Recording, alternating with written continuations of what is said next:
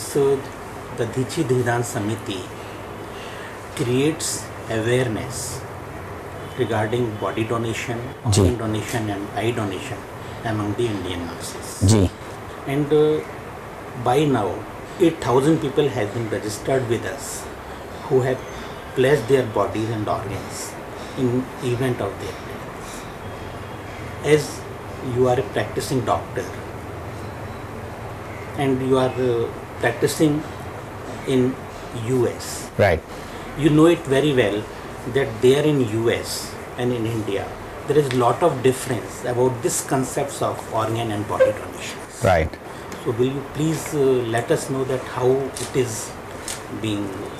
Well, I think the body donation is a very beneficial activity, because being a physician, when we were going through the medical college, in the first 2 years we study anatomy, and so dissecting the human body is a very essential part of creating a doctor. If you want to become a surgeon, you need to know the layers. Even if you want to become a medical doctor, radiologist, pathologist, everywhere, knowing the human body. Now they have 3D models and all that, but it's not real. It does not show actually, you cannot duplicate what it is. So, in my opinion, the person is already gone. See, when death occurs, the individual is already gone. The body is 5 elements. It's an inert matter. I mean, in our rituals, in our Puranas, they talk about cremation and burial and all the different religions. But to me, if the body can be used for to train a medical student, or if the eyes or the liver or the kidney can be used to give new life or new sight to somebody, there is no better service this individual can do, because not only you can serve when you are alive, but you can also serve when you are gone. And I would encourage more people to carry out this practice, because I mean, cremating the body, you are using so much wood, you are polluting the atmosphere, and on top of that, here it can be used for some very higher benefit, higher cause, I think. Yeah. But even in the US, we have a problem for getting bodies after death. It's not that easy.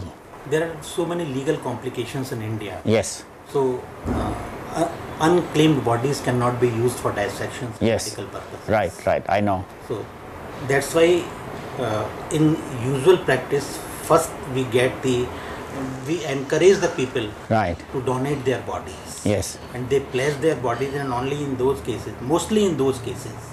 Yeah, both my parents had pledged their bodies prior to death, and so we just carried out their wish. Dr. Sahab, we have got so many families in India that so many donations, eyes donations and organ donations have taken place. Body donations have also taken place in those families. And yesterday, as your father has expired, and you have donated his body, and his body has gone to Vardhaman Medical College. Right. So, after donating his body to that medical college, what sort of feelings comes to your No, in my opinion, because this if it was is sermon to others, that's a different issue. Right. While it happens to oneself.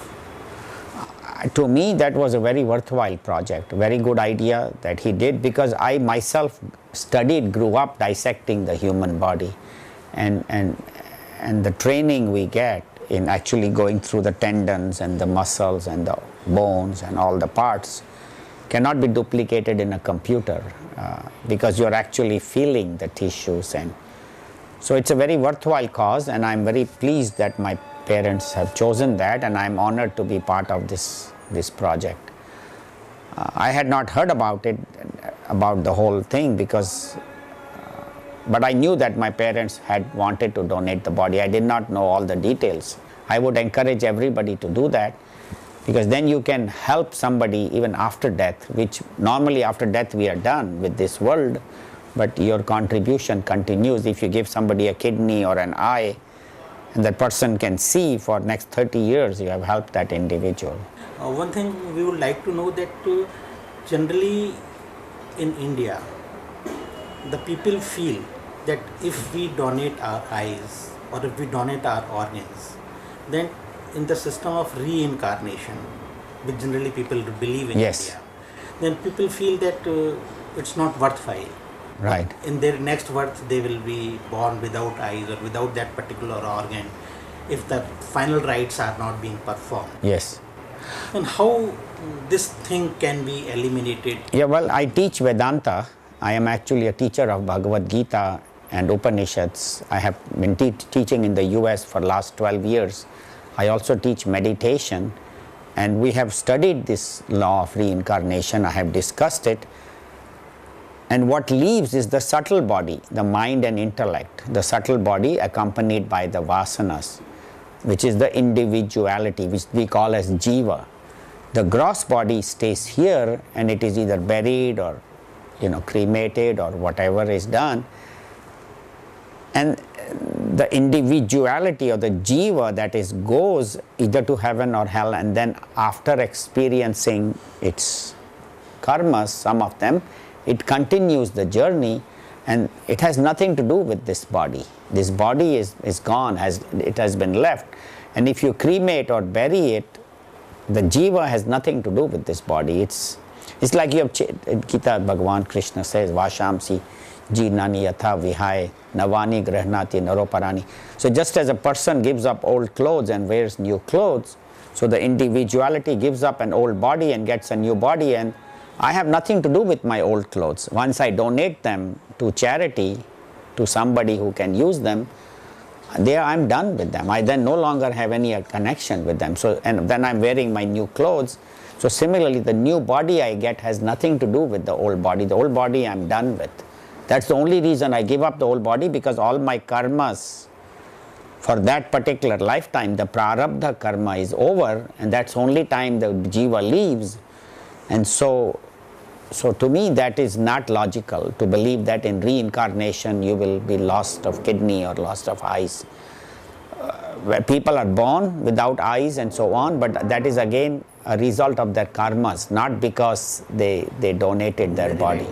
It is the law of karma is affecting all of us, and the idea is to live a good life. But I don't think donation, in fact donation if at all, will give you more positive karmas, and you will actually get a better life. Doctor, the myth which is being existing in the Indian people or in our mythology, how, as you have rightly said that, so how our religion can help us in further motivating this idea of spreading for organ and body donation? Yes, see, the one thing is there is the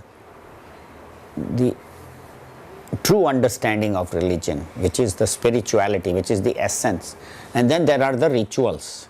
One is the Vedanta, the Upanishads, and others are the rituals.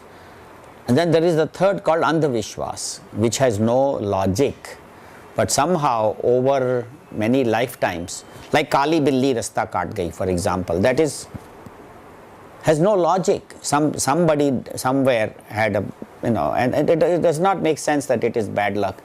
So a lot of these our beliefs are due to some misinterpretation of our scriptures. Nowhere in the scriptures it is written that by donating the body you will lose a part in the next life. I have not studied. I have studied quite extensively because I teach all these. I teach meditation also, and for last 12 years I have been teaching in the US. I spend half my time in the medical practice and half my time in the study of scriptures, Gita, Upanishads and all. And I have not come across anywhere this particular statement that by donating you will suffer in the next life. So I think that is only way it can be removed is by education. If more people get this awareness that how much it benefits. And for me, yesterday, yes, 3 hours my father was in our house. We could have taken it to the Shamshan Ghat and burnt it, or we took it to the van and sent it for some medical students to do dissection and research. For me, it was such a different feeling that it's being used for somebody's good. and this will create more doctors, and ultimately that's how you remove disease, by having better and more doctors, I think. But in some cases, we feel that people are quite reluctant. And we try to convince them, but still they feel, नहीं, ऐसा तो नहीं होता है. Or sometimes the children may be reluctant. After the person has passed away, the children or the remaining family members. I think education, videos like this, if you can show them, people who have donated, how their experience has been, and I think it's just more and more education and publicity, because it is a subject that is taboo in our society. So if we can make more people aware of that, I think awareness and education.